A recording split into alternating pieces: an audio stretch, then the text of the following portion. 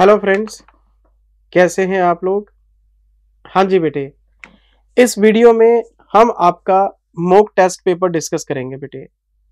और मैं इस वीडियो में डिस्कस करने जा रहा हूं आपका एम टी पी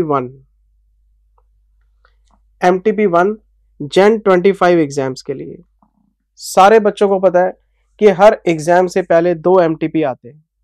ये आपका MTP 1 है, पहले हम इसको डिस्कस करेंगे, फिर इसके बाद अगले वीडियो में MTP 2 आ जाएगा। रिविजनरी टेस्ट पेपर RTP उसका वीडियो मैं आपको दे चुका हूं। आज हम खड़े हैं MTP 1 में, और MTP का जो फॉर्मेट है वो एग्जैक्टली आपके एग्जाम फॉर्मेट पे आता है। 30 मार्क्स का MCQ, 70 मार्क्स का डिस्क्रिप्टिव।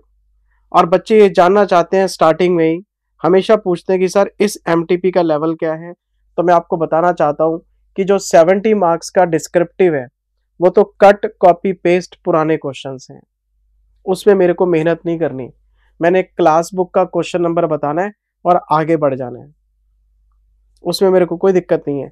मैंने आपके साथ इसमें डिस्कस करने हैं MCQs 30 मार्क्स के हैं, वो भी किए हुए। चलो कुछ तो डिस्कस करें, ऐसे तो नहीं बोल सकता कि आप कर लेना। तो हम MCQ को यहां पे डिस्कस कर लेते हैं। फिर आप पूछेंगे सर MCQ का लेवल क्या है। MCQ का लेवल है कॉन्सेप्चुअल। जिस बच्चे ने कॉन्सेप्ट ढंग से पढ़े हुए, कोई तेजी नहीं दिखाई, कोई शॉर्टकट नहीं मारा, आराम से पढ़ा हुआ है सारा सिलेबस, वो इजीली कर लेगा इसको, उसके लिए कुछ खास लेवल नहीं है। तो मैं बेटे इसका डिस्कशन स्टार्ट कर रहा हूं। RTP रिकॉर्ड कर चुका हूं, आपको दे चुका हूं। MTP 1 रिकॉर्ड करने जा रहा हूं, इस वीडियो में आपको पूरा मिल जाएगा। अगले वीडियो में MTP 2 दे दूंगा आपको, काम खत्म। तो मैं बेटे शुरू करने जा रहा हूं। 100 मार्क्स का आपका पेपर है, वही एग्जाम का पैटर्न है, 3 घंटे का। पार्ट 1 में MCQs हैं, पार्ट 2 में डिस्क्रिप्टिव पेपर है। 30-70 का रेशियो है। और मैं आपका पार्ट 1 बेटे शुरू करने जा रहा हूं। और ये है हमारा क्वेश्चन नंबर 1। ये फर्स्ट केस है हमारे पास। जब हम वर्ड यूज करते हैं केस सिनेरियो, केस स्टडी, तो ऐसा लगता है कि पता नहीं कौन से केसेस हम करेंगे। है तो ये प्रैक्टिकल क्वेश्चंस ही वही हैं जो आपने पढ़ रखे हैं, बस उसको नाम दे दिया केस स्टडी का। और ये जो बेटे पहला केस है आपका, ये पहला केस है अकाउंटिंग स्टैंडर्ड 11 में से, फॉरेन एक्सचेंज ट्रांजैक्शंस में से। और इसमें कौन सा कॉन्सेप्ट इन्होंने लगा दिया, मॉनिटरी आइटम्स का। सारे बच्चों को मॉनिटरी और नॉन मॉनिटरी के डेफिनेशंस आते हैं। अगर कोई भी एसेट और कोई भी लायबिलिटी फिक्स्ड है इन फॉरेन करेंसी, मतलब fixed payable, fixed receivable in foreign currency, वो मॉनिटरी आइटम है। और जितने भी नॉन फिक्स्ड आइटम है वो सब नॉन मॉनिटरी है। Debtor, creditor, loan, BR, BP, cash, bank, सब आपके मॉनिटरी आइटम्स हैं। और नॉन मॉनिटरी में क्या आता है आपके, PPE, इंटेंजिबल, इन्वेस्टमेंट्स, इन्वेंट्रीज, ये सारी चीजें आपकी नॉन मॉनिटरी हैं। और इन दोनों में मैंने आपको डिफरेंस बताया था। Monetary item balance sheet date पे, क्लोजिंग रेट पे रिपोर्ट होते हैं for true and fair presentation, लेकिन जो नॉन मॉनिटरी आइटम है वो एक्चुअल रेट पे पड़े रहते हैं, हम उनको क्लोजिंग रेट में कन्वर्ट नहीं करते। पूरी कहानी आपको आती है। AS 11 में 4 चीजें बताई थी, foreign currency transactions, foreign currency loans, loans में भी 3 वैरायटी थी, शॉर्ट टर्म, लॉन्ग टर्म और लोन टेकन फॉर एसेट्स। तीसरा था हमारा फॉरवर्ड कॉन्ट्रैक्ट्स, और चौथा था फॉरेन ऑपरेशन, IFO, NIFO, सब बता रखा है आपको, बहुत प्यार से पढ़ाया था आपको। तो देख लेते हैं इस क्वेश्चन में क्या पूछ रहा है हमसे। एक कंपनी है बेटे फ्लाई लिमिटेड, ओके, एक कंपनी है Fly limited. Fly limited made a sale of 7 lakh rupees to the Wings International in May 23।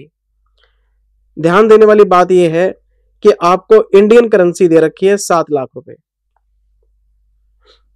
Transaction बतानी चाहिए थी फॉरेन करेंसी में, फिर हम उस पर लगाते स्पॉट रेट, तो हमारे रुपीज बन जाते। इन्होंने तो ऑलरेडी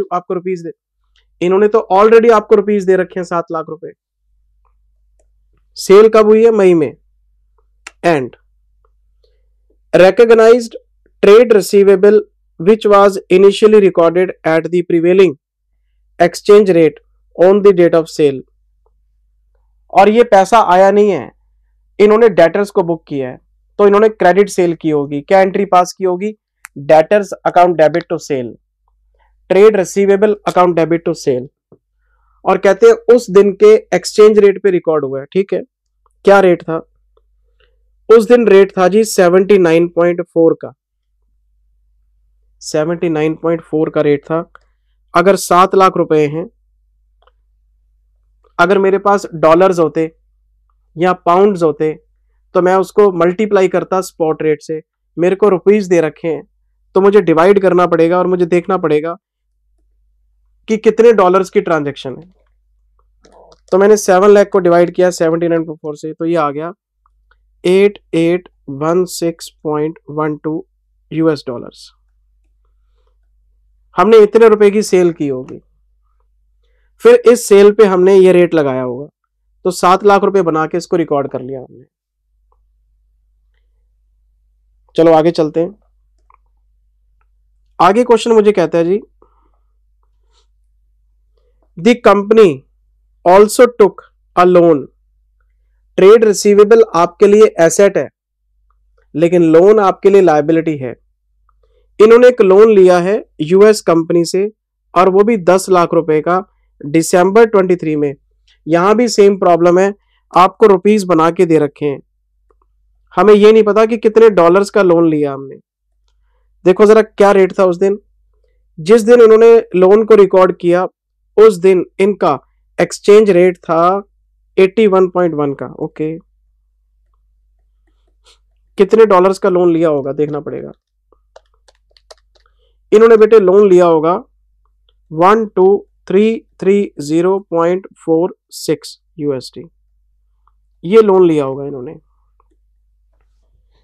अब आप ये सोच रहे हैं मैं डॉलर्स क्यों निकाल रहा हूं, जब आपको रुपीस दे रखे हैं तो डॉलर निकालने का क्या सेंस है। ये आपसे अभी बैलेंस शीट डेट का रेट बताएगा और आपको बोलेगा बताना जरा क्लोजिंग वैल्यू क्या है। तो ये जो आपके ट्रेड रिसीवेबल हैं ये भी मॉनेटरी आइटम है, और ये जो आपके लोन्स हैं ये भी मॉनेटरी आइटम है। मैं इन दोनों पे क्लोजिंग रेट लगाऊंगा तो बैलेंस शीट में नजर आएगा ये। और क्वेश्चन आपको आगे बोल भी रहा है 31 मार्च 24 आ गया ना बैलेंस शीट डेट पे। ये कह रहा है जी एक्सचेंज रेट है 83.3 का, ये क्लोजिंग रेट बता गया आपको। और मुझसे पहले एमसीक्यू में पूछ रहा है, कहता है what will be the closing balance of debtors on 31 मार्च। तो बड़ा आसान काम है, मैं सिंपली क्या करूंगा 8816.12 को मल्टीप्लाई करूंगा 83.3 से, तो मेरे ट्रेड रिसीवेबल की वैल्यू आ जाएगी।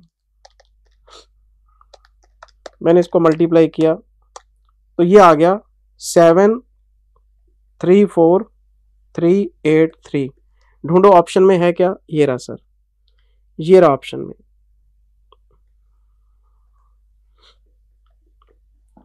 थर्ड ऑप्शन है इसका। अच्छा चलो एक तो हो गया। अब मुझे एक बात बताओ, आपके 7 लाख रुपए के डेटर्स थे जो इनिशियली थे, लेकिन आपने 7 लाख को बना दिया ये, बताओ डेटर की वैल्यू बढ़ेगी कम हुई? तो डेटर की वैल्यू बढ़ेगी, तो एंट्री का पास होगी debtors account debit to exchange gain and exchange gain to P and L. क्यों मैं ये चीज क्यों बता रहा हूं, क्योंकि बी क्वेश्चन पढ़ो क्या कहता है, how much is the reporting difference gain और loss in case of trade receivable. तो इसको तो आप वैसे ही बता दोगे कि 34383 का गेन हो रहा है आपको। एसेट्स बढ़ेंगे तो गेन है, लेकिन अगर लायबिलिटीज बढ़ेंगी तो लॉस है। तो डेटर्स टू गेन की एंट्री पास होगी, ढूंढो है ऑप्शन में। ये तो ऑप्शन वैसे ही कट गए, फिगर मैच ही नहीं हो रही। इन दोनों में कंफ्यूजन है, एक में लॉस है एक में गेन है। तो डेटर के बढ़ने से कोई लॉस थोड़ा ना होता है, डेटर के बढ़ने से तो आपको गेन होगा, ऑप्शन ए। और क्या एंट्री पास होती है बैलेंस शीट डेट को, debtors account debit to exchange gain. तो पहले का ऑप्शन क्या है 3 और दूसरे का ऑप्शन क्या है 1। थोड़ा और आगे चलते हैं, क्या कहता है क्वेश्चन। मैं आ गया सी में। ये रहा सर सी, क्या कहता है question, what will be the closing balance of loan. आपसे लोन का क्लोजिंग बैलेंस पूछ रहा है, कोई बात नहीं, कितने डॉलर्स हैं, ये रहे 12,330, 12,330.46, रेट लगा दो 83.3 का, क्लोजिंग रेट लगाओ इस पे, कितना आ गया, ये आ गया जी 1027,127, है कोई ऑप्शन में, ये तो गलत है, ये भी गलत है, ये भी गलत, ये रहा जी ऑप्शन 2। अब मुझे एक बात बताओ, लोन आपके लिए एसेट है कि लायबिलिटी है?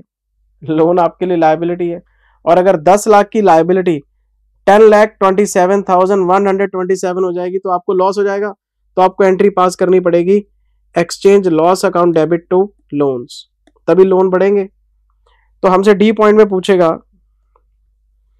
How much is the reporting difference gain और loss in case of loan, तो ये राजी मेरे पास लॉस 27,127। ट्रेड रिसीवेबल बढ़ गए तो गेन हो गया, लेकिन अगर आपका लोन बढ़ेगा, लायबिलिटी बढ़ेगी तो लॉस हो जाएगा, ये इसका फोर्थ आंसर। तो इसका ऑप्शन है 2, इसका ऑप्शन है 4, ऑप्शन 2 एंड ऑप्शन 4, ये चारों हम मैच कर लेते हैं पहले, 3 1 2 4, मैं गया जी इनके आंसर में 3 1 2 3, ये गलत है आंसर, इसका 4 आएगा यहाँ पे, इनसे मिस्टेक है। जिंदल सर क्यों, मुझे बताओ जरा, ये 3, डी का 3 कैसे हो सकता है?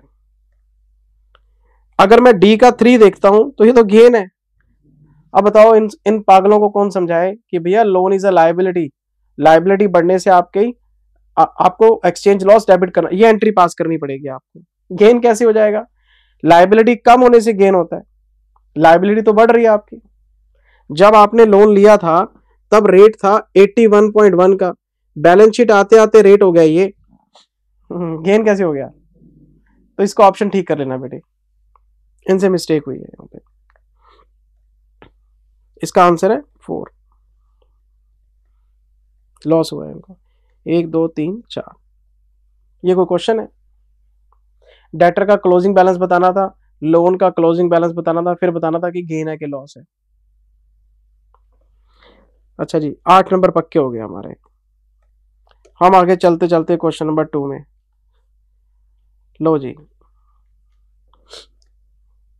ये क्वेश्चन नंबर 2 इन्होंने पूछा बेटे अकाउंटिंग स्टैंडर्ड 13 इन्वेस्टमेंट अकाउंट्स में से।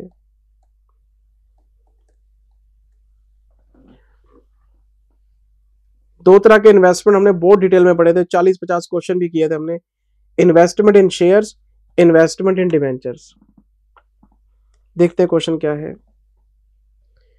X limited purchased 3,000 shares of Amazing Limited in December 23 at the rate of 100 each and paid brokerage 1%।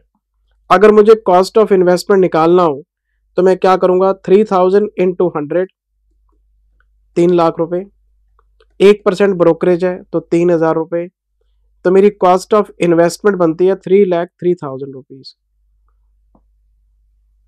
तो मैं क्या करूंगा, इन्वेस्टमेंट अकाउंट बनाऊंगा, फॉर्मेट आपको आता ही है, मैं यहां लिखूंगा टू बैंक, मैंने कितने शेयर्स परचेज किए हैं, 3,000, कितने में खरीदे, 3,03,000 में, एक कॉलम नंबर का और एक कॉलम अमाउंट का। आगे क्वेश्चन क्या कहता है जी, इन May 24 Amazing Limited issued bonus shares at 1 for every 3 shares held by the bonus shares। Bonus share की आपको पता है एंट्री क्या पास होती है, यहाँ लिख देते हैं 2 बोनस शेयर्स, 3,000 शेयर्स हैं, रेशियो लगा दी 1/3, 1,000 शेयर्स आ गए। बताओ बोनस शेयर की कॉस्ट क्या रहती है, नील, बोनस शेयर तो फ्री में आते हैं, तो ये जो कॉस्ट है 3,03,000, ये 3,000 शेयर की कॉस्ट नहीं है, अब 4,000 शेयर की कॉस्ट है। और मैंने आपको बताया था कि बोनस शेयर होते हैं नील कॉस्ट पे, और वेटेड एवरेज कॉस्ट कम हो जाती है, क्यों, डिनोमिनेटर आपका 3,000 से 4,000 हो गया, एवरेज कॉस्ट कम हो जाती है, और इसका बेनिफिट आपको सेल के टाइम पे मिलेगा। पूरी कहानी आपको सुनाई हुई है, कुछ नया तो बता नहीं रहा। X limited sold 1000 shares in September 24 at the rate of 100, 110 में शेयर बेच दिए। अगर हम सेल की बात करें तो 1000 इंटू 110, 1,10,000 रुपए की सेल हुई है, पर आपको लेनी है वेटेड कॉस्ट, तो हम लिखेंगे कॉस्ट फॉर सोल्ड पोर्शन। और मैंने क्लास में बताया भी था वेटेड एवरेज लगाना है, फीफो तभी लगाते हैं जब क्वेश्चन कहता है हमसे अकाउंटिंग स्टैंडर्ड 13 वेटेड एवरेज की बात करते हैं। तो मैं इक्वेशन बनाऊंगा, 3,03,000 मेरी कॉस्ट है, 4,000 शेयर्स के लिए मैंने उसमें से 1,000 बेच दिए,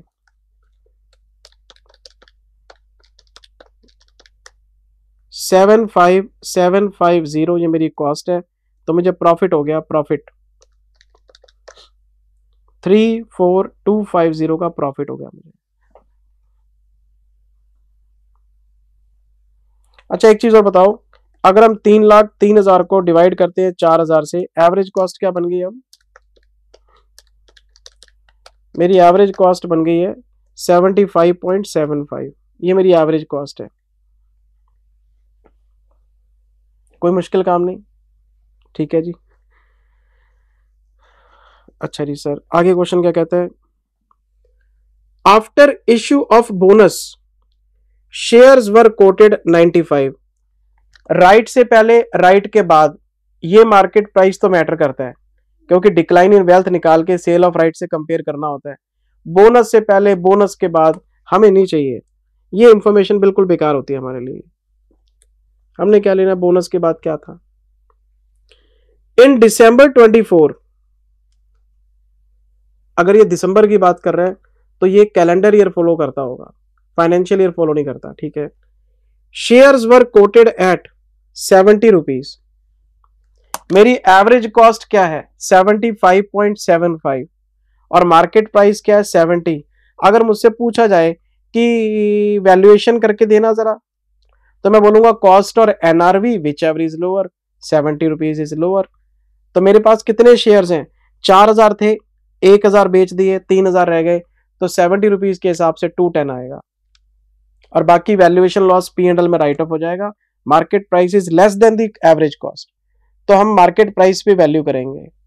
मैंने पूरा क्वेश्चन आपको रीड करा दिया, बच्चों वाला क्वेश्चन है, ऐसे क्वेश्चन तो हम एग्जाम्पल में ले लेते थे, तो आप MCQ सॉल्व करने कर लेते हैं। बताओ जी क्या पूछना चाहते हैं? इसका पहला question, what would be the carrying cost of investment in amazing after sale of shares.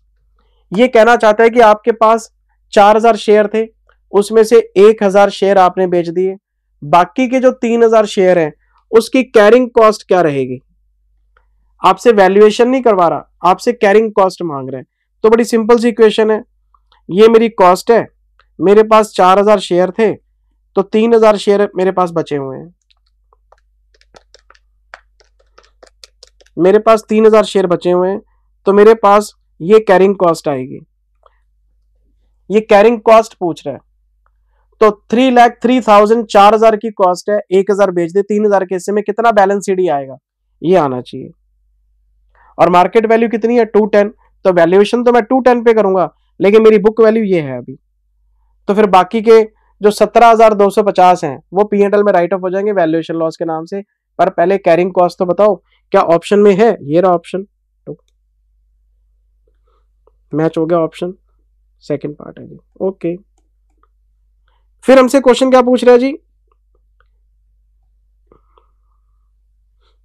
What is the cost of bonus share. कहता है जी बोनस शेयर की कॉस्ट बताओ, तो बोनस शेयर की कॉस्ट तो हमेशा नील होती है, बोनस शेयर तो फ्री में आते हैं, ये रहा नील, बोनस शेयर की कॉस्ट थोड़ा ना होती है।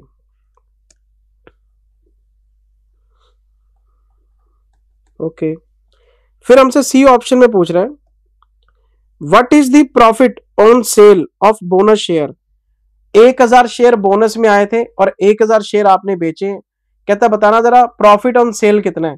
तो प्रॉफिट ऑन सेल ये रहा 34250 है क्या, ये रहा profit on sale 34250, third option. अब रहेगा डी क्वेश्चन, देखते हैं डी में क्या पूछता है हमसे। डी में पूछ रहा है, what would be the carrying cost of investment in Amazing in quarter ending December. आपसे दिसंबर की वैल्यू पूछ रहा, कहता दिसंबर में बताओ कैरिंग अमाउंट कितनी है, तो मैं तो 70 रुपीज पे वैल्यू करूंगा। ऑप्शन है 1 to 10। After sale carrying cost है 227,250, लेकिन दिसंबर में ये 210 रह जाएगी क्योंकि 70 रुपए का रेट रह गया। मेरे पास 3000 शेयर है, 70 रुपीज का मार्केट प्राइस है, market price is less than cost, तो हम वैल्यू करेंगे मार्केट प्राइस पे, तो ऑप्शन है 1। तो क्या ऑप्शन आया 2 3 3 1, ये सारे ऑप्शन ठीक है। 2 3 3 1, ये रहा जी 2 3 3 1, ये बिल्कुल ठीक है, इसमें कोई मिस्टेक नहीं है। अब हम क्वेश्चन नंबर 3 पे जा रहे हैं। कितने क्वेश्चन हो गए हैं? 8 8 दूनी 16 नंबर पक्के हो गए आपके। मैं चला गया जी थर्ड क्वेश्चन में। ये क्वेश्चन इन्होंने पूछा अकाउंटिंग स्टैंडर्ड 23 में से एसोसिएट,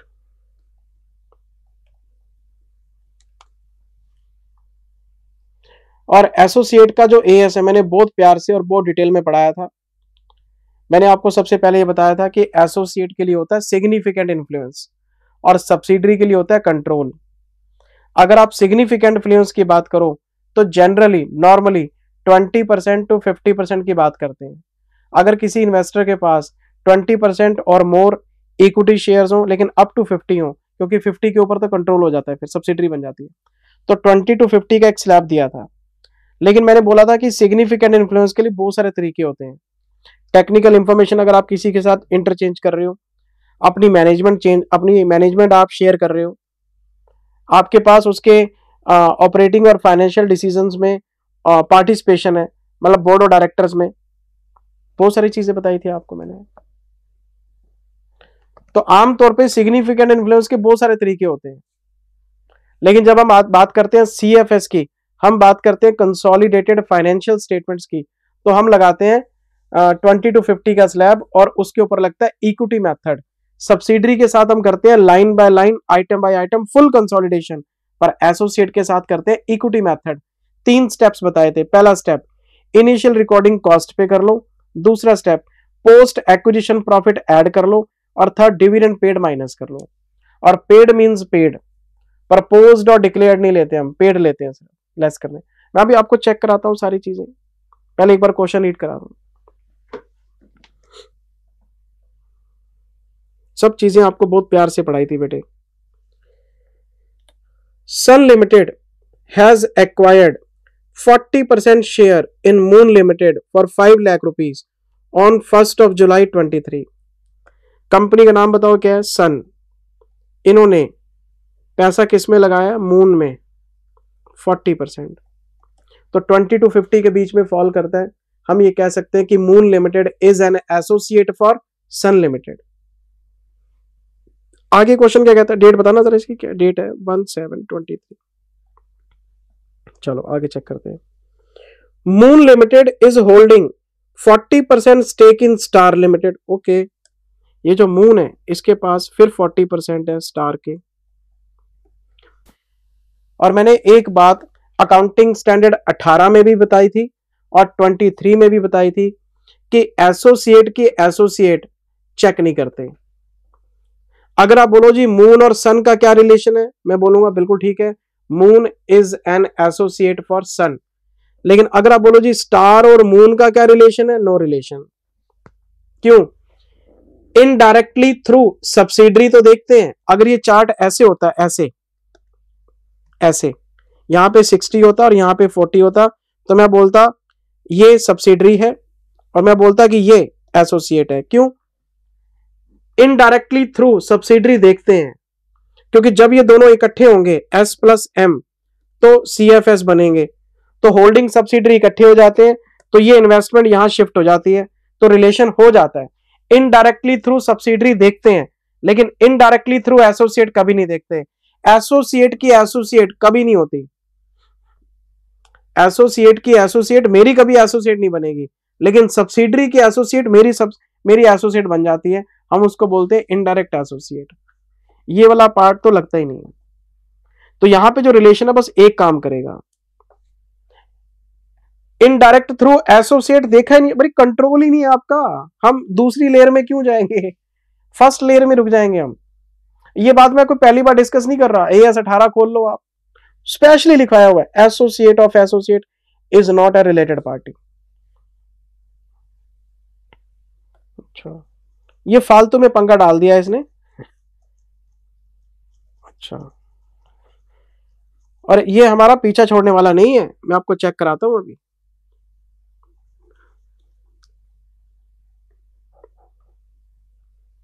एक सेकंड रुको बेटे प्लीज, मैं आपको भी चेक कराता हूं, मैं बोर्ड साफ कर दूं जरा एक बार। ये देखो, इसका पहला MCQ देखो, with respect to the relationship between companies it can be said that, accounting standard 18 भी पूछ गया, कहता रिलेशनशिप बताना जरा क्या है। Star is an associate for Sun, क्या इसका और इसका आपस में कोई रिलेशन है? नो, गलत है ये बात। Moon and Star both are associate of Sun, no, ये भी गलत है। ये इसकी एसोसिएट है, ये इसकी एसोसिएट है। स्टार का सन के साथ कोई रिलेशन हो ही नहीं सकता। Sun Limited is parent of both, अरे पेरेंट कहां से हो गया, पेरेंट बनता है कंट्रोल से, कंट्रोल तो है ही नहीं। Third statement, Moon limited is an associate of Sun, yes ये सही है। जब भी स्टार इसने बीच में इंक्लूड किया वो गलत हो गया स्टेटमेंट, हमारा आंसर है थर्ड। और अगर आप मेरे से पढ़ने के बाद भी इन चीजों में मार खाओगे तो क्लासेस का कोई फायदा नहीं बेटे। मैंने आपको फ्लो चार्ट से नहीं पढ़ाया, मैंने आपको डांस कर करके कॉमेडी में नहीं पढ़ाया, मैंने बहुत सिंसेरिटी से, बहुत प्यार से आपको CA प्रोफेशन की इज्जत रखते हुए पढ़ाया है। जितना सिंसेरिटी ये कोर्स मांगता है उतना सिंसेरिटी से पढ़ाया है। और आपको पता है मैं पूरी क्लास में कभी बकवास नहीं करता। 350 घंटे का कोर्स है हमारा, शायद एक लेक्चर में भी मैंने आपके साथ कोई लूज टॉकिंग, कोई कॉमेडी, कोई फालतू की बात, कोई इधर उधर की बात, अरे अपनी उम्र का लिहाज तो रखना ही पड़ेगा भाई। बच्चा सीनियर टीचर से पढ़ने आता है कुछ सीखने के लिए, हंसी मजाक करने के लिए नहीं आता। वो हंसी मजाक करना है कपिल शर्मा का शो देखो जाके। जो काम भगवान ने जिसको दिया वो वही काम करेगा। मैं टीचर हूं, मैं पढ़ाने आया, मैं पढ़ा के जाऊंगा, मैं ये सोच के आता हूं। अगर मैं क्लास में कॉमेडी करूंगा मेरी तो बैलेंस शीट मिसमैच हो जाएगी। फिर मैं क्या करूंगा, मैं कुछ चीजों को छुपाने की कोशिश करूंगा। नॉलेज अपने आप में इतनी इंटरेस्टिंग है बेटे, अगर आपको कोई नई चीज सीखने को मिल रही है वो अपने आप में बहुत इंटरेस्टिंग है, उसको इंटरेस्टिंग बनाने की जरूरत ही नहीं है मुझे। मैं 22 साल का था जब पढ़ाने आया था, आज मैं 45 का हूं। मेरी बात समझ रहे हो? मैं तो जब यंग था तब नहीं कॉमेडी करी, मैं तो इस प्रोफेशन की शुरू से इज्जत करता हूं।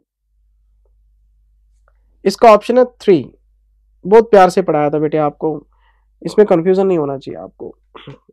हैंड रिटन नोट्स आपके पास है, खोल के देख लो, सब कुछ लिखा हुआ है। आगे चलते हैं, चलो एक क्वेश्चन तो हो गया। Now Sun limited can exercise significant influence on Moon, बिल्कुल ठीक कह रहे हैं, 40% शेयर है तो सिग्निफिकेंट इन्फ्लुएंस वो एक्सरसाइज कर सकता है। Significant influence is the power to participate in the operating and financial decision. अच्छा, Moon Limited declared dividend of rupees 80,000 for the financial year 22-23 on 15th of September। एक word मिल गया declared, पर मैंने आपको एक बात बताई थी कि अगर आप पिछले साल का डिविडेंड डिक्लेयर करते हैं, मुझे बताओ शेयर कब खरीदे गए हैं, डेट ऑफ एक्विजिशन है 1/7/23, इसका मतलब करंट ईयर क्या बनता है 23-24, और डिविडेंड कौन से साल का जा रहा है 22-23 का। ये बात हमने बहुत बार डिस्कस करी थी। अगर मैं करंट ईयर में पिछले साल का डिविडेंड देता हूं तो वो कभी भी प्रपोज्ड नहीं होगा, वो पेड ही होगा। पिछले साल का अगर आप सितंबर में डिविडेंड दे रहे हैं तो क्या वो 31 मार्च तक अभी पेंडिंग होगा? तो क्लास में कितनी प्यारी बात लिखवाई थी, अगर कोई dividend during the year declare हो रहा है तो वो पेड ही मानो आप उसे, क्योंकि 31 मार्च 24 तक वो पेंडिंग नहीं रह सकता। तो ये पेड ही आपका, डिक्लेयर्ड वर्ड से हमने यहां से मिसगाइड नहीं होना। ड्यूरिंग द ईयर जो डिक्लेयर होता है वो पेड ही होता है आपका, क्योंकि सितंबर में डिक्लेयर हुआ है, 6 महीने तक कैसे होल्ड कर लोगे आप? डिक्लेयर होने के 30 दिन के अंदर अंदर आपने पे करना होता है। अगर 31 मार्च को डिक्लेयर करते हो उसको इग्नोर कर सकते हो, वो पेड नहीं होता, वो प्रपोज्ड होता है आपका। तो ये पेड है। और सबसे मजे की बात, अगर ये डिविडेंड पिछले साल का है 22-23 का, ये पिछले साल का है, ये बात हम याद रखेंगे। चलो आगे चलते हैं। फॉर द ईयर 23-24, ये जो करंट ईयर है, सब्सिडरी ने प्रॉफिट कमाया है 4 लाख का, तो 4 लाख का 40% करंट ईयर का प्रॉफिट दे दिया, हम इसमें अपना हिस्सा निकाल लेंगे, ठीक है। Declared dividend of 90,000 rupees on 15 सितंबर, ये लाइन काट दो। ये लाइन मैं क्यों काट रहा हूं, डेट पढ़ो जरा क्या है, डेट है 15 सितंबर और मैं अकाउंटिंग कब की कर रहा हूं, मार्च 24 की। अगर मैं 31 मार्च 24 पे खड़ा हूं तो 6 महीने बाद क्या हुआ मेरे को क्या लेना है? अगर मुझे क्वेश्चन कहेगा 31 मार्च 25 की अकाउंटिंग बताओ, 25 की, तब देख लूंगा मैं, पे डिविडेंड लेस कर लूंगा। तो ये डिविडेंड तो आपको सितंबर 24 का बता रहा है, अगले साल का, तो अगले साल की अकाउंटिंग अगले साल देखेंगे। आपको इस लाइन को पढ़ने नहीं चाहिए। अब आपके पास 3 चीजें हैं बस, क्या? अगर मान लो मैं इक्विटी मेथड लगाता हूं, मान लो मैंने इक्विटी में, तो मैं initial recording, initial recognition at cost करूंगा 5 लाख रुपए। आइडेंटिफाइंग गुडविल और कैपिटल रिजर्व, वो मेरे पास इंफॉर्मेशन नहीं है। AS 23 कहता है पहले स्टेप में इनिशियल रिकॉग्निशन कॉस्ट पे करो, गुडविल और कैपिटल रिजर्व आइडेंटिफाई करो। उसके लिए मेरे पास एसोसिएट की कैपिटल, एसोसिएट के रिजर्व होने जरूरी हैं उस दिन के। तो फिर मैं शेयर इन नेटवर्थ और कॉस्ट को कंपेयर करके गुडविल और कैपिटल रिजर्व इनर कॉलम में लिख लेता हूं। मेरे पास इंफॉर्मेशन नहीं है तो मैंने कॉस्ट पे रिकॉर्ड कर दिया, मैं गुडविल और कैपिटल रिजर्व नहीं निकाल सकता, कोई बात नहीं। अब मैं इसमें पोस्ट एक्विजिशन प्रॉफिट ऐड करूंगा। पोस्ट एक्विजिशन प्रॉफिट 4 लाख, इसका 9/12 और इसका 40% 1,20,000। अब आप कहेंगे सर 9/12 क्यों कर रहे हो? आपने डेट ऑफ एक्विजिशन नहीं पढ़ी, 1 जुलाई है। अप्रैल, मई और जून ये 3 महीने पोस्ट में नहीं आते, पोस्ट में सिर्फ 9 महीने आते हैं। Share in post acquisition profit लेना होता है। तो 4 लाख पूरे साल में कमाया है तो 9 महीने में 3 लाख ही कमाया होगा, 3 लाख का 40%। अच्छा, और इसमें से लेस करना होता है डिविडेंड पेड। अगले साल का डिविडेंड इग्नोर करो, वो अगले साल देखेंगे। 80,000 रुपए का पे डिविडेंड है, इसका 40% 32,000 लेस करेंगे। तो अगर हम मुझसे पूछें कि 31 मार्च 24 को CFS वैल्यू क्या होगी इसकी, तो 620 और 620 और 588 588।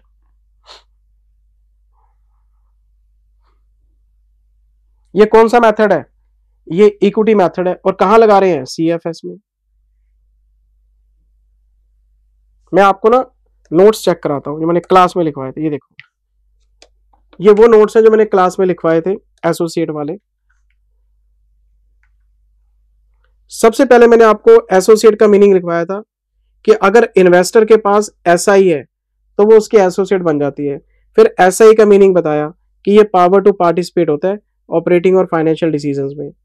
और पावर टू पार्टिसिपेट के कई तरीके होते हैं। आप टेक्निकल इंफॉर्मेशन शेयर कर सकते हैं, मैनेजमेंट शेयर कर सकते हैं, बोर्ड ऑफ डायरेक्टर में बैठ सकते हैं, मेंबर के पास वोटिंग पावर हो सकती है। जो मेंबर के पास वोटिंग पावर है वो 20-50 वाली होती है। फिर मैंने ICI की आपको एक्सप्लेनेशन बताई थी कि भाई 20-50 वाला जो मेंबर है वही अलाउड होता है इसके अंदर वोटिंग पावर में। वोटिंग पावर में यही अलाउड होता है। आप टेक्निकल इंफॉर्मेशन शेयर करो, आप मैनेजमेंट शेयर करो, आप बोर्ड ऑफ डायरेक्टर में बैठो, वो बिल्कुल वो सिग्निफिकेंट इन्फ्लुएंस है। लेकिन इक्विटी मेथड लगाने के लिए शेयर चाहिए आपको, तो वो 20-50, तो वोटिंग पावर 20-50 चाहिए। फिर मैंने आपको ये बताया था, ये देखो एग्जाम्पल भी बना के दिखाए थे आपको कि ये आपकी डायरेक्ट सब्सिडरी है, ये इनडायरेक्ट सब्सिडरी है, ये सब्सिडरी के थ्रू है।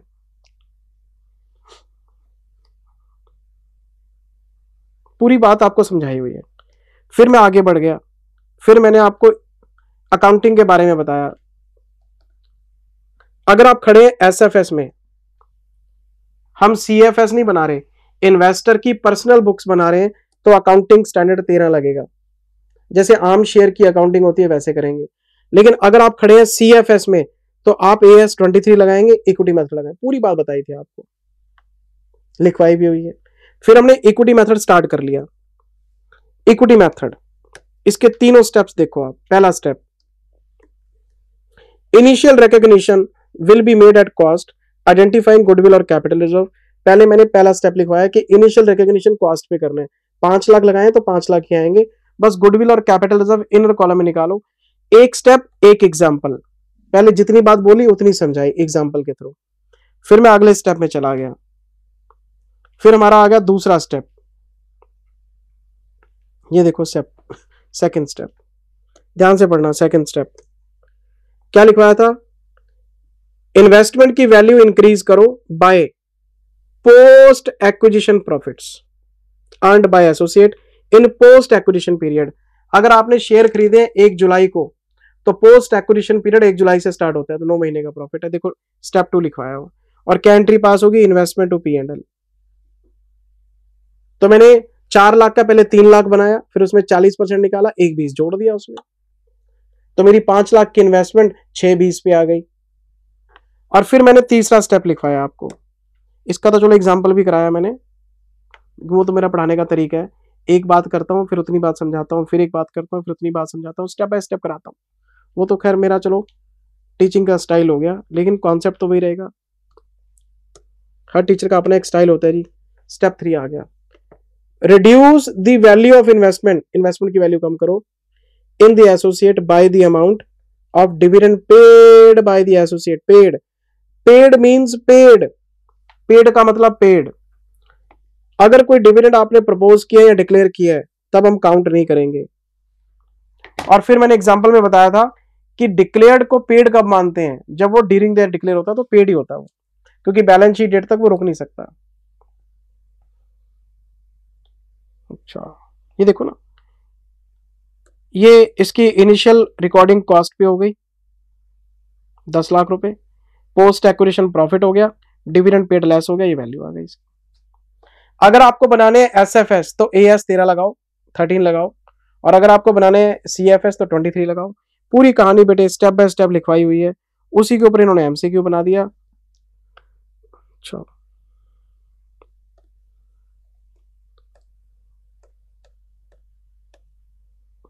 तो पहले का आंसर है 3, मैं दूसरे में आ गया।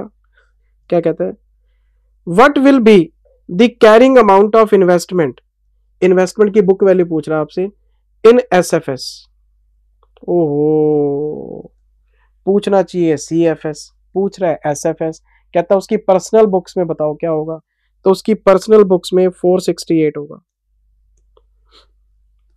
अब आप कहेंगे सर ये कैसे आया, मुझे बताओ इनिशियल इन्वेस्टमेंट कितने की है। मैं जरा बोर्ड साफ कर दूं,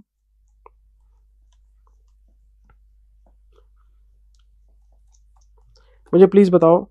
मैं खड़ा हूं SFS में, मेरी कॉस्ट कितनी है 5 लाख, और मैं इसमें से माइनस करूंगा प्री एक्विजिशन डिविडेंड 32,000।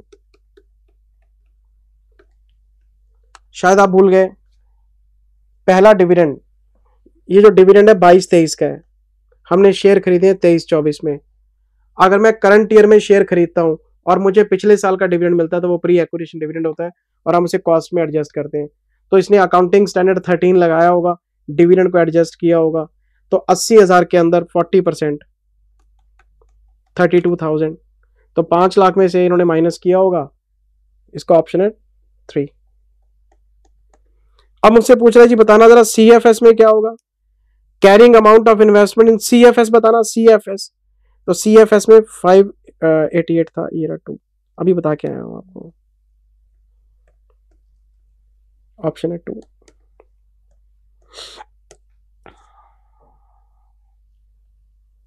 बात तो वही है, आप CFS में अलग वैल्यू देखते हैं और SFS में अलग, क्यों अलग अलग AS लग रहे हैं। अच्छा, फिर क्या ऑप्शन रह गया हमारे पास, एक D रह गया बस एक। डी में क्या पूछना चाहता है, आओ पूछ भाई। As per AS23, okay, the existence of significant influence by an investor is usually evidenced in one or more of the following ways. आपसे सिग्निफिकेंट इन्फ्लुएंस के तरीके पूछ रहे हैं, अभी तो बताए थे, बोर्ड ऑफ डायरेक्टर में जाके बैठ जाओ, टेक्निकल इंफॉर्मेशन शेयर कर लो, मैनेजमेंट शेयर कर लो, वोटिंग पावर 20 to 50 की होल्ड कर लो। तो जो बच्चा सोचता है ना कि सर AS पढ़ा रहे हैं डिटेल में, हमारा समय खराब कर रहे हैं, देखो आप थ्योरी में से क्वेश्चन पूछ लिया, और अभी इसलिए मैंने आपको कॉपी चेक कराई थी।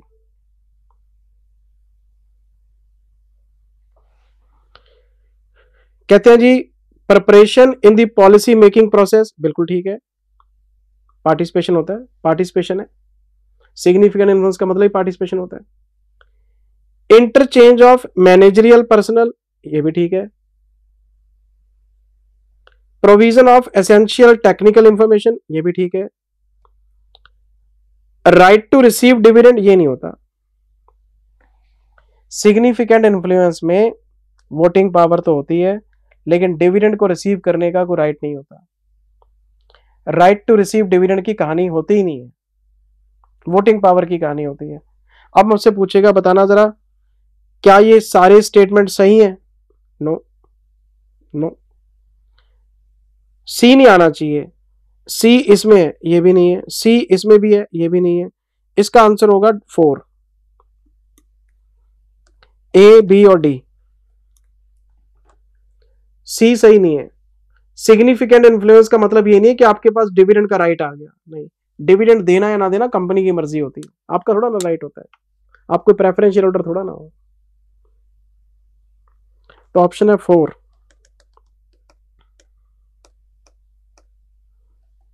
तो क्या आंसर आ गया? 3, 3, 2, 4, 3, 3, 2, 4 बिल्कुल ठीक है जी, इसमें कोई गलती नहीं है। 4 3 12, 12 तो नहीं, 24 नंबर पक्के हो गए आपके। क्या बात है सर, आगे चलते हैं। अब आ गया क्वेश्चन नंबर 4। ये किस में से पूछा इन्होंने? ये भी अकाउंटिंग स्टैंडर्ड 13 में से पूछा। Cost of current investment, current investment का मतलब शॉर्ट टर्म इन्वेस्टमेंट, ओके। ये इन्होंने एक्वायर करी थी 1000 रुपए में, और इसकी फेयर वैल्यू हो गई 800, कोई बात नहीं, 1000 रुपए में से इन्होंने 200 लेस कर दिए होंगे, 800 पे आ गए। क्यों? कॉस्ट और NRV which ever is lower, 800 रुपए की फेयर वैल्यू, NRV तो है नेट रियलाइजेबल वैल्यू, तो मार्केट वैल्यू पे कर दिया इन्होंने, 200 रुपए का लॉस राइट ऑफ कर दिया होगा। The investment was recorded at 800, पता है जी मुझे, मैंने तो कर ली record. Now the fair value of investment is ₹1200, अब मार्केट वैल्यू बढ़ गई, मार्केट वैल्यू बढ़ गई, मार्केट वैल्यू 1200 हो गई। तो करना क्या है, जिस इन्वेस्टमेंट को आपने 200 से राइट डाउन किया था आप रिवर्सल कर लो, लॉस का रिवर्सल अलाउड है, लेकिन एक बात याद रखना, कॉस्ट से ऊपर नहीं जा सकते।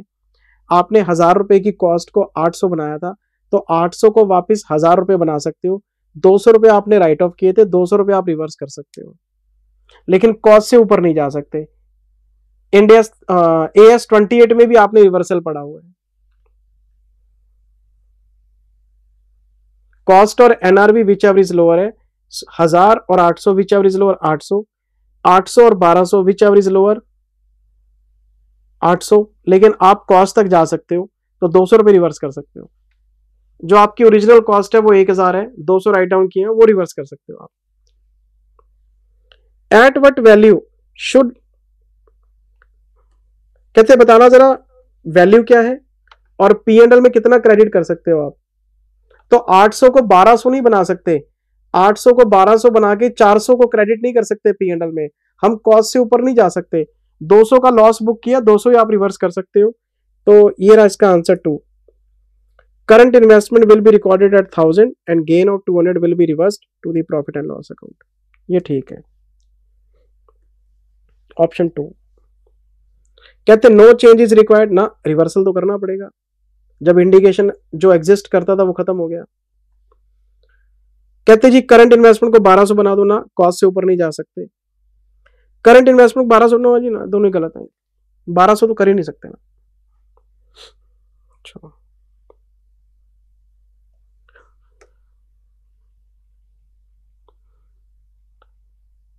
मैं आ गया जी क्वेश्चन नंबर 5 में।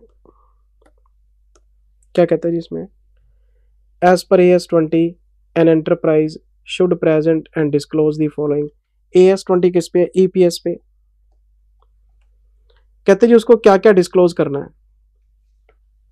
पहला, the amount used as numerator in calculating basic and diluted EPS per share and reconciliation of those amount in net profit। ये तो ठीक है, आपको अच्छी तरह से पता है।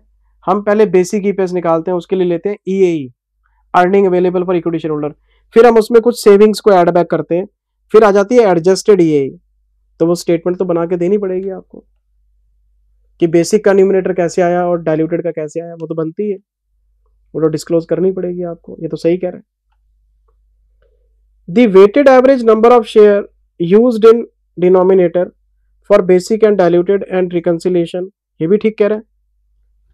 जो वेटेड एवरेज आप बेसिक में यूज करते हैं, फिर हम उसमें इंक्रीज करते हैं, convertible debenture, convertible preference share, ESOPs, share, उसमें शेयर सस्पेंस, वारंट्स, वो सब ऐड करके देखते हैं हम। तो वो स्टेटमेंट आपको देनी पड़ेगी कि बेसिक का WNS और डायल्यूटेड का WNS कैसे आया, तो रिकंसिलेशन तो देने पड़ेगा आपको। और हम क्वेश्चन में बनाते भी हैं, calculation of adjusted EAE, calculation of adjusted number of shares, दोनों स्टेटमेंट ठीक है।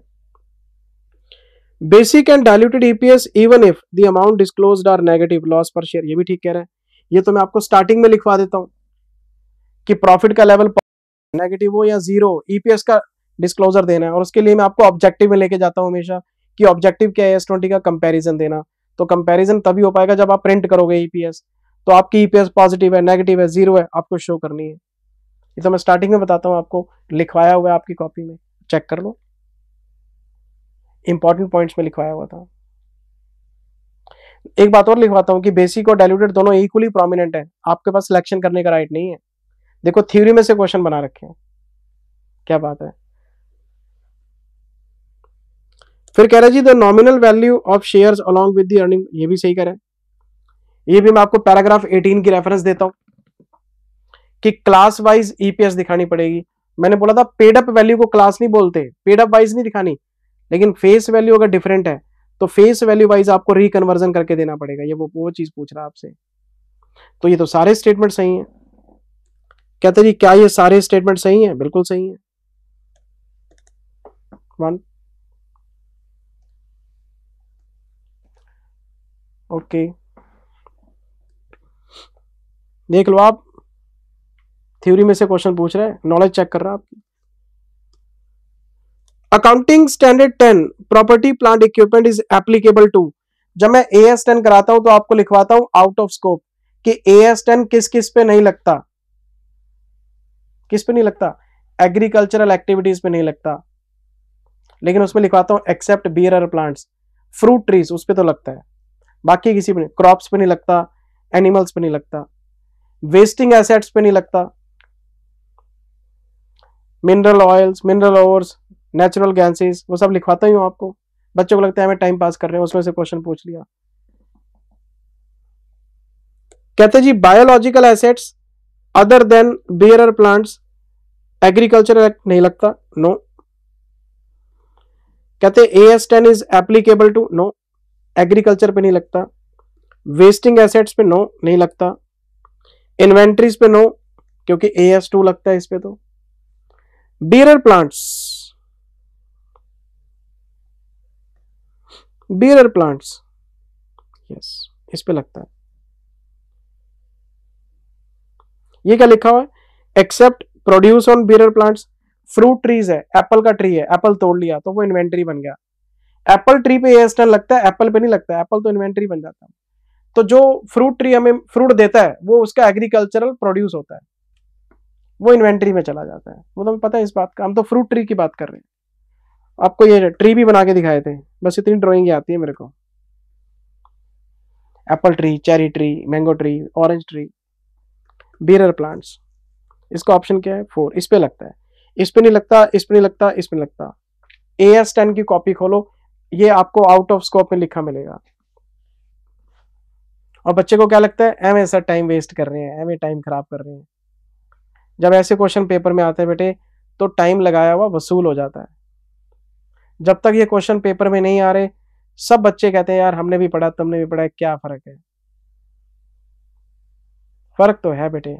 350 घंटे का कोर्स और 200 घंटे का कोर्स, 150 घंटे अगर मैंने एक्स्ट्रा पढ़ाया दूसरों से, कुछ तो एक्स्ट्रा पढ़ाया होगा यार।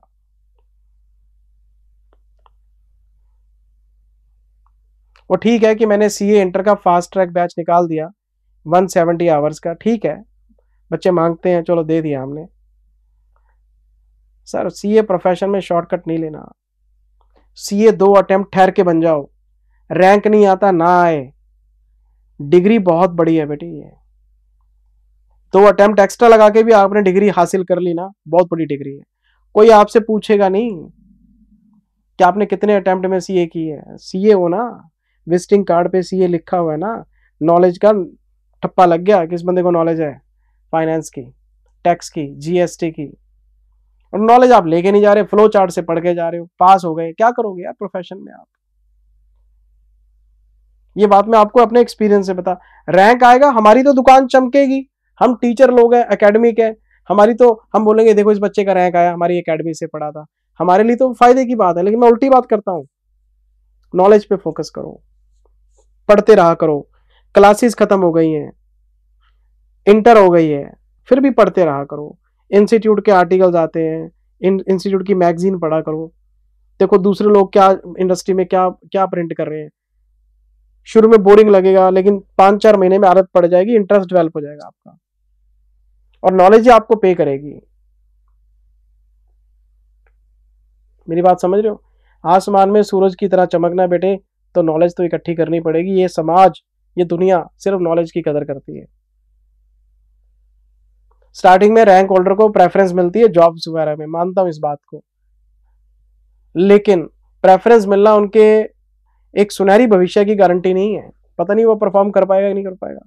लेकिन जिस बच्चे के पास नॉलेज है, अटेम्प्ट 2 एक्स्ट्रा लगाए हैं, स्टार्टिंग में थोड़ा सा स्ट्रगल देखेगा वो, लेकिन एंडिंग मैं आपको प्रॉमिस करता हूं,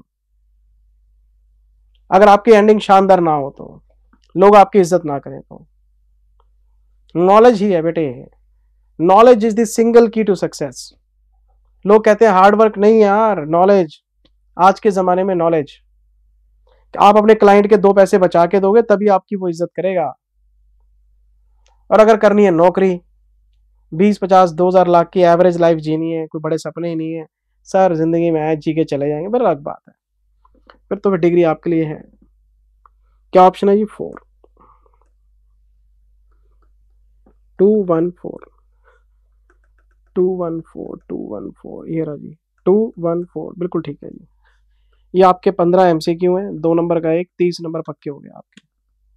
क्वेश्चन सारे गो थ्रू कर लिए हमने। अब आते हैं डिस्क्रिप्टिव पार्ट पे। मेरे को तो एंजॉय करना है सर, मेरे पास तो ये लिस्ट बनी हुई है आपकी।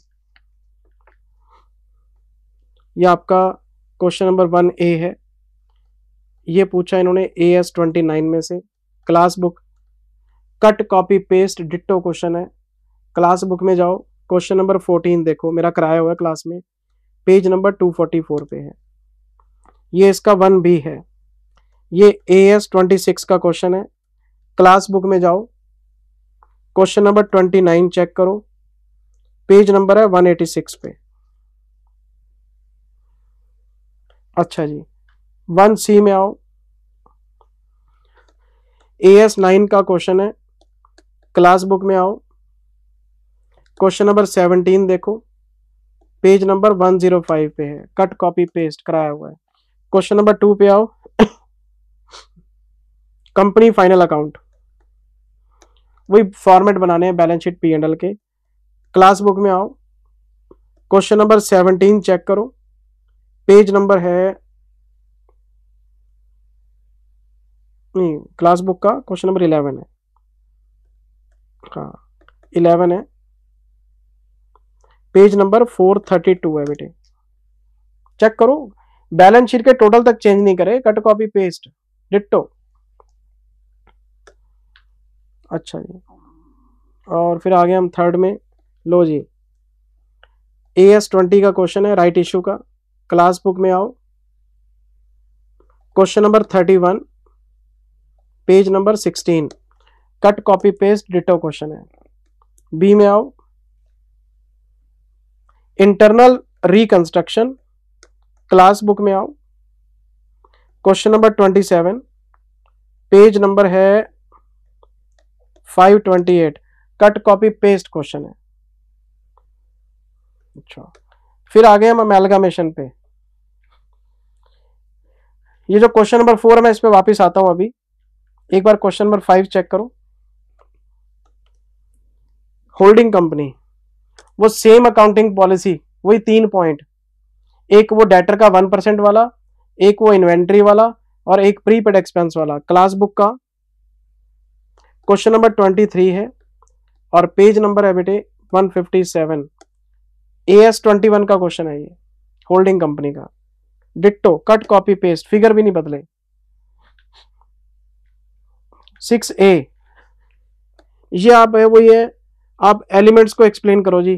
फाइनेंशियल स्टेटमेंट्स के क्या element, last chapter conceptual framework on financial statements, जो मैंने स्टडी मैट से कराया था आपको, उसमें से थ्योरी ये पढ़ लेना बेटे आप, ये आपके पढ़ने के लिए है, इसमें मेरे बताने लायक तो कुछ था नहीं।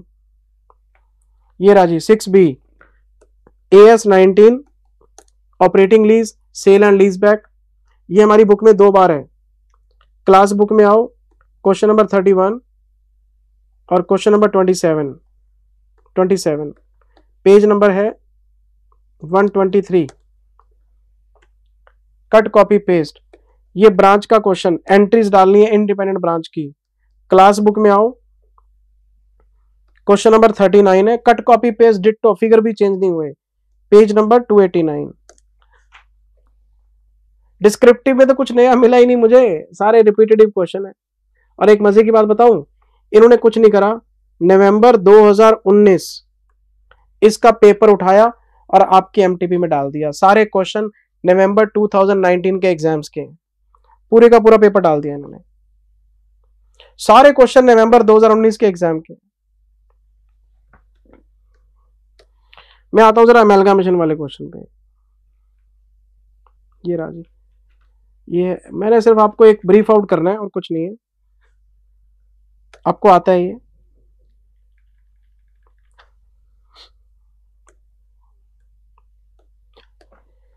एक तो मुझे पीसी निकाल के देना है, एक गुडविल की वैल्यूएशन करके देनी है, और एक रियलाइजेशन अकाउंट बना के देना है। और ये वही क्वेश्चन है हरी लिमिटेड वायु लिमिटेड वाला, मेरा क्लास में कराया हुआ क्वेश्चन है, बस इसमें गुडविल का पॉइंट एक्स्ट्रा डाल दिया। उसमें गुडविल दे रखी थी, इसमें गुडविल वैल्यू कराएगा, otherwise question cut copy paste है, सारा क्वेश्चन सेम है, वही हरी लिमिटेड वायु लिमिटेड वाला क्वेश्चन है ये। मैं इसका सेकंड पॉइंट आपको चेक कराता हूं।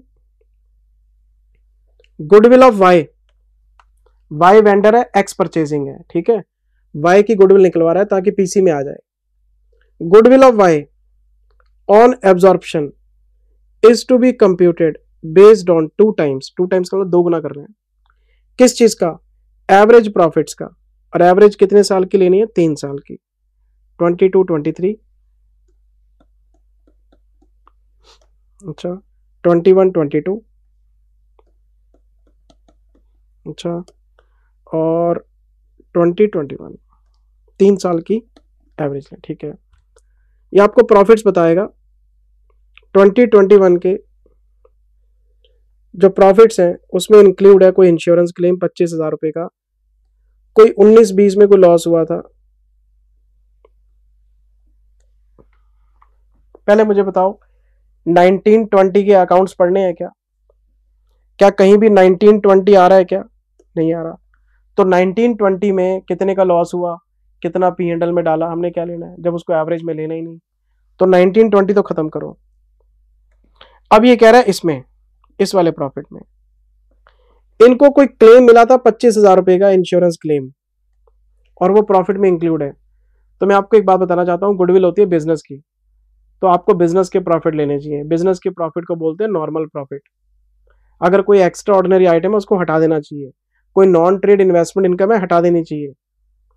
क्योंकि आपके बिजनेस के प्रॉफिट तभी आएंगे जब आप नॉर्मल प्रॉफिट निकालोगे। तो मेरे पास ये प्रॉफिट है 72,000 के, मुझे 25,000 रुपये नहीं लेने चाहिए क्योंकि वो इंश्योरेंस क्लेम के हैं, वो P&L में डाले होंगे। तो मेरा जो नॉर्मल प्रॉफिट है, मेरा नॉर्मल प्रॉफिट 47,000 रुपये का होगा। एक साल है 21-22, ये रहा 21-22। एक इनका कोई कैश का कोई चोरी हुआ था अमाउंट, एम्प्लॉय लेके भाग गया था 10,000 रुपये, तो इन्होंने एबनॉर्मल लॉस को P&L में राइट ऑफ किया होगा लॉस बाय थेफ्ट के नाम से। पर हम तो नॉर्मल प्रॉफिट देखते हैं, कोई हर साल थोड़ा ना कैश चोरी होता है। अगर ये कैश चोरी नहीं होता तो बिजनेस ने तो कमा के दिया था, आप रख नहीं पाए। तो loss by fire, loss by earthquake, insurance claim, आपका लॉस बाय थेफ्ट, ये सब चीजें हटा देनी चाहिए आपको। नॉन ट्रेड इन्वेस्टमेंट इनकम सब हटा देना चाहिए ताकि नॉर्मल प्रॉफिट आ जाए कि बिजनेस ने कमा के क्या दिया था। तो अगर मैं देखूं इनका प्रॉफिट, तो ये 78,000 का है, तो 10,000 रुपये एड बैक करो। अगर ये चोरी नहीं होती तो प्रॉफिट 88 होता, और 22-23 का प्रॉफिट कितना है 90, इसका टोटल मारो कितना है। क्या ये हम पहली बार कर रहे हैं? आपको मैंने ASTX वाला क्वेश्चन कराया था, उसमें गुडविल की वैल्यूएशन थी, अगले क्वेश्चन में ये सारे पॉइंट थे जो होमवर्क में दिया था। ये किया हुआ क्वेश्चन आपका 90 प्लस 88 प्लस 47 टोटल आ गया 225, 3 से डिवाइड करो, ये आ गया 75, 2 से गुना करो, 1.5 लाख की गुडविल आ गई बेटे। ये लो, गुडविल की वैल्यूएशन 1.5 लाख रुपए आ गए। ये पहला वर्किंग नोट बन गया, statement showing valuation of goodwill. तो नॉर्मल प्रॉफिट लेके एवरेज कर दी, गुडविल आ गई। अब पीसी निकालना है, ये लो,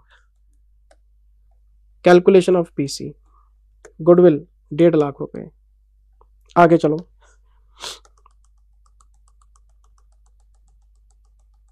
ये पॉइंट हो गया।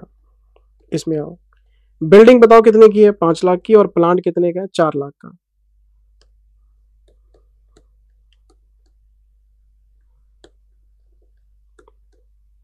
लो जी, आगे चलते हैं। इन्वेंट्रीज को आपने लेना है 10% लेस पे, इन्वेंट्री 90% पे है, और आपके जो डेटर्स हैं वो 97.5% पे है। इन्वेंट्री बताओ कितनी है, 525, और डेटर्स कितने के हैं, 3 लाख के हैं। ओके,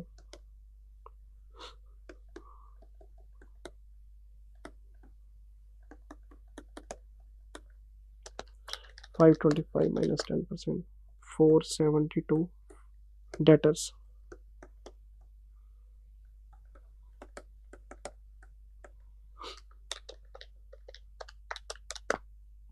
$292.5। इसका एक तरीका और बताया था, आप डेटर्स को 3 लाख लिख सकते हो, लेकिन उसके नीचे लिखोगे provision for doubtful debts 7,500 less. बात एक ही है, मैंने डेटर सीधे काट दिए, आप प्रोविजन भी क्रिएट कर सकते हो, एक ही बात है बेटे। आगे चलते हैं। There was an unrecorded current asset in the books of Y whose fair value 15,000, such asset was also. एक 15,000 रुपए की एसेट है जो बैलेंस शीट में नजर नहीं आ रही, अनरिकॉर्डेड है, लेकिन वो टेक ओवर करेगा। ओके, एक अनरिकॉर्डेड एसेट के पैसे मिलेंगे आपको, 15,000 रुपए की ये एसेट हो गई। और क्या है, ट्रेड पेबल ऑफ वाई, ये तो कैंसिलेशन करना बाद में देखेंगे। चेक करो कोई और एसेट रह गई क्या। एक तो रिटायरमेंट ग्रेचुटी फंड है, provident fund, gratuity fund, pension fund, profit sharing account, सब एम्प्लॉयज के होते हैं, टेक ओवर करने ही होते हैं। हरी वायु वाले क्वेश्चन में भी था ये। ट्रेड पेबल कितने के, 240 के हैं, ठीक है। गुडविल हो गई, बिल्डिंग हो गई, प्लांट हो गया, ये हो गया। 60,000 का कैश भी है। और मैंने आपको क्लास में क्या बताया था, अगर क्वेश्चन में एक्सेप्ट कैश नहीं बोलेगा तो कैश टेक ओवर करना ही करना है। ट्रेड पेबल 240 के हैं, और एक थे ग्रेचुटी फंड, ये 60,000 का है। लो पीसी बताओ कितना आया, पीसी नेट एसेट्स आ गए आपके। ये कोई मुश्किल काम है बेटे, 1.5 lakh, 5 lakh, 4 lakh, 472 500, 292 500 plus 15,000 plus 60,000 minus 3 lakh, 1590 आ गया। ये पीसी आ गया। अब इसकी पेमेंट करानी है, पेमेंट 2 लोगों को होगी, एक होगी प्रेफरेंस वालों को, एक होगी इक्विटी वालों को। आओ मेरे साथ, ये रहा पहला point. 10% preference shareholders are to be paid at 10% premium by issue of 9% preference share। Preference share holder को प्रीमियम पे पे करना है, लेकिन इश्यू के टाइम पे प्रीमियम नहीं है। Bye issue of 9% preference share. एक होता है रिडम्पशन का प्रीमियम, एक होता है इश्यू का प्रीमियम। रिडम्पशन वाला प्लस होता है, इश्यू वाला डिवाइड होता है, बताया था ना। तो बैलेंस शीट में जाओ, क्या है, 3 लाख की प्रेफरेंस शेयर कैपिटल है, इसमें 10% जोड़ो तो 330 तो यही ले जाएगा।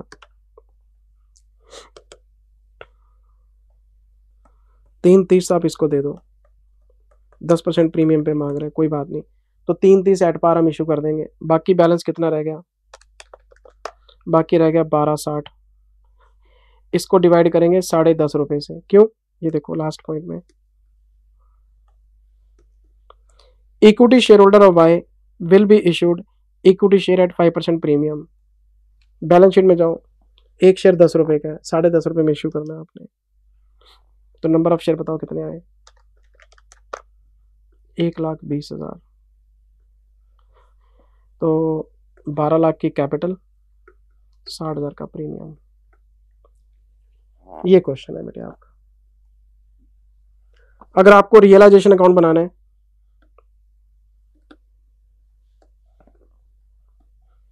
बैलेंस शीट जब भी क्लोज करेंगे बुक वैल्यू पे करेंगे। तो 2 goodwill, 2 land and building, 2 plant and machinery, 2 stock, 2 debtors, 2 cash, by trade payable, by gratuity fund, by X Limited, PC आ जाएगा यहाँ पे।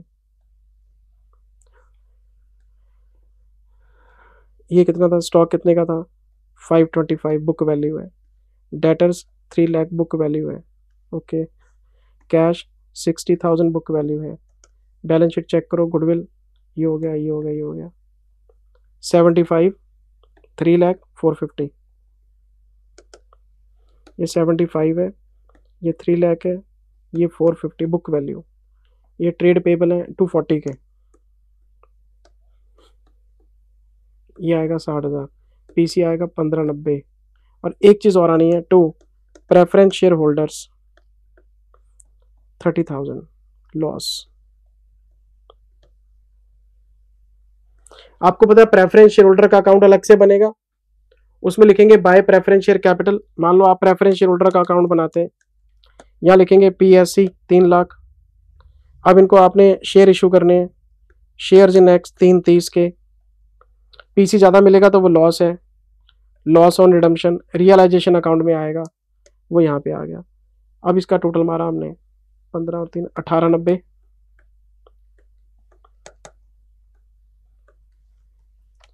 75, 3 लाख 450, 525, 3 लाख 30 एंड 60 माइनस 1890, 1.5 लाख रुपए का प्रॉफिट आ गया। ये इक्विटी होल्डर्स अकाउंट में चला जाएगा। ये कोई मुश्किल काम है बेटे, एक गुडविल की वैल्यूएशन हुई थी और की क्या है। वो जो अनरिकॉर्डेड एसेट है 15,000 की, वो बुक्स में तो है ही नहीं, वो पीसी में है, वो ऑटोमेटिकली प्रॉफिट में कन्वर्ट हो गई। बुक वैल्यू 0 डेबिट साइड में, पीसी में है वो, तो वो 15 का 15 प्रॉफिट में कन्वर्ट हो जाएगा अपने आप।